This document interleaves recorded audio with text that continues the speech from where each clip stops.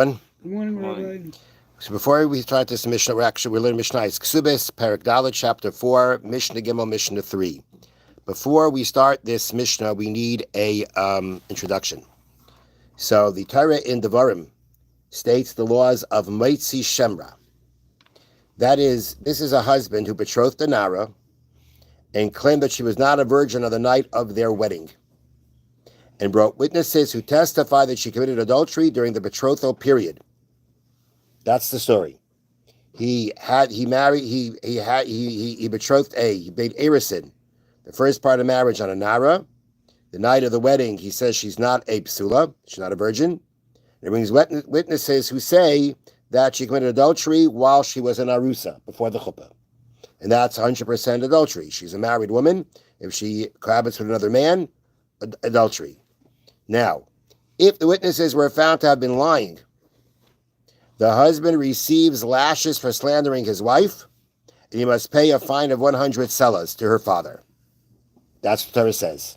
If it wasn't true, that's Moitzi Shemer. He's a slanderer. If it comes out not being true, he gets malchus, he gets lashes, and he has to pay a fine of 100 selah.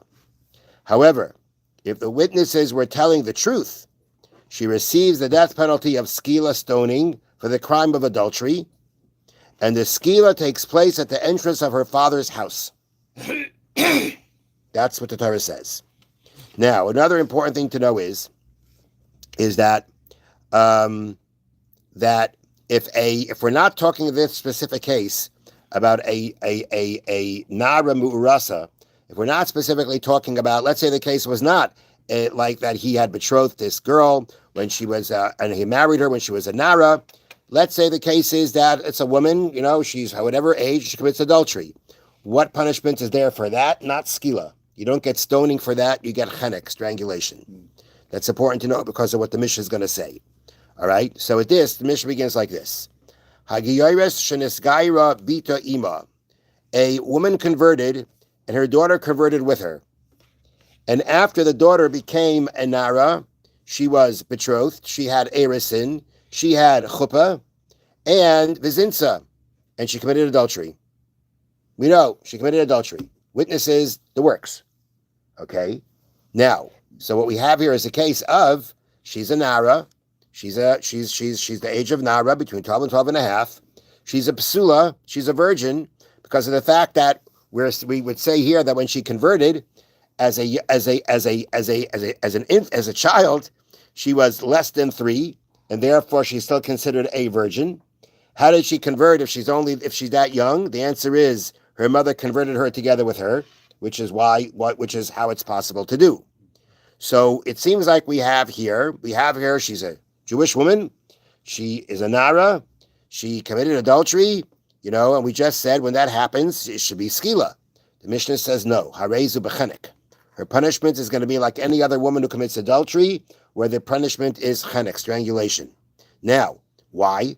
The answer is because we derive from the words of the Torah that all the laws that we just said before about a nara murasa, all the things we just said before about a nara, a girl who is in the stage of nara, who became betrothed, and either she committed adultery or there was slander against her, all this only applies to someone born Jewish. If they weren't born Jewish, it doesn't apply to them. That's derived from the words of the Torah. Okay, next case. And therefore, now Gemara continues. Mishnah continues, rather. There is no law of doing skila or anything at the house, at the door of her father's house. None of that applies to her. And if, let's say, the accusation about her was false, so even though if she would have been born Jewish, the husband would have been liable for the punishment of 100 selah, being that we're talking about here a convert, it doesn't apply. Next case. When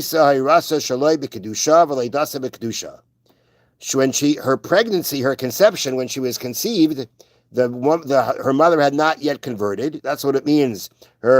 She was conceived not in sanctity, meaning before she was Jewish.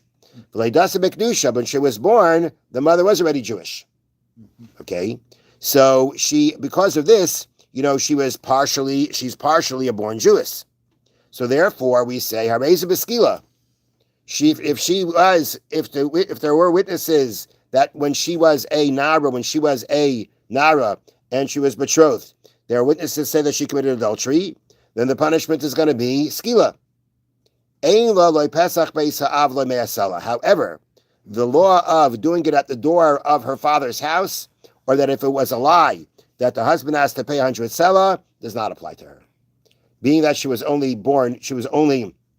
so to speak, partial, she was born in sanctity, but she was not conceived in sanctity, so it kind of ups her in the level of the fact that, again, derived from the words of the Torah, we learn that skila would be applied to her as the law of a Nara who in the stage of Erison committed adultery, that she gets skila, but it's not done at the doorway of her father's house, nor, if it was a lie, would the husband have to pay the 100 selah.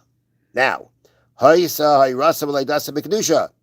she was conceived and born in sanctity. That means her mother had converted, her father was a Jew, they went ahead and they got married, so she was conceived and born after the mother had converted. She now has the status of a Jewish girl in all matters. Which means that if she did commit adultery when she was a Nara, and she was still betrothed, and that's when she committed adultery, she's going to get skila, as the Torah says. The skila will be done at the doorway of her father's house, and if it was a lie, the husband will have to pay 100 selah to the father. Okay, now, Mishna continues. Let's say yesh la'av ve'ein la'pesach beis ha'av. Let's say we're talking about a regular girl here, right? She's a Nara, she's Jewish, she was born Jewish, conceived Jewish, completely Jewish.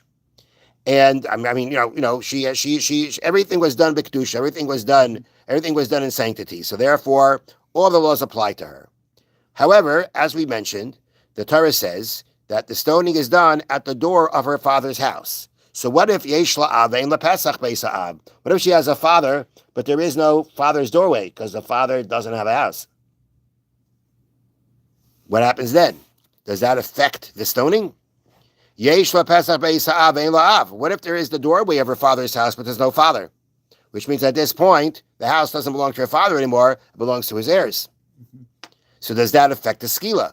Because the Torah says the skila is done at the opening of the father's house. The answer is hareza b'skila.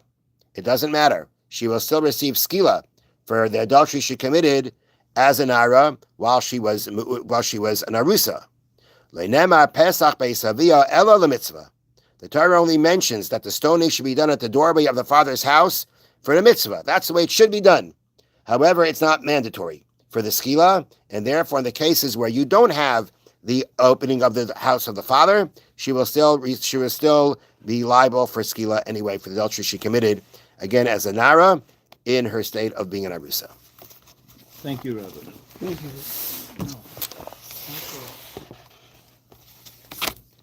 Okay. V'chayev adam lahaster hasayda sheigadu lo yichaber derech seiser. If somebody tells you a secret, and he tells it to you in a way that it is he tells it to you in the manner of how one tells a secret, one has to keep that secret private. He tells it to you in a private way, you got to keep it private. Even if, when you reveal that secret, there would be no rechilas involved. No rechilas. Because revealing the secret of the person who is the owner of that secret, by revealing it is considered a damage to him, and a possible reason to undo what his plans are.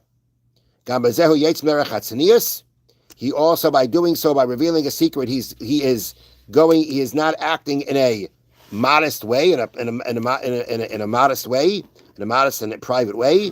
And he is also going against the intent of the owner of the secret. The owner of the secret only told it to you so that you should keep it. You should keep it. But to go in and reveal it, he never revealed. He never gave it to you, so to speak, for that, and therefore you have now gone against his wishes. Have a wonderful day. Thank you, Rabbi.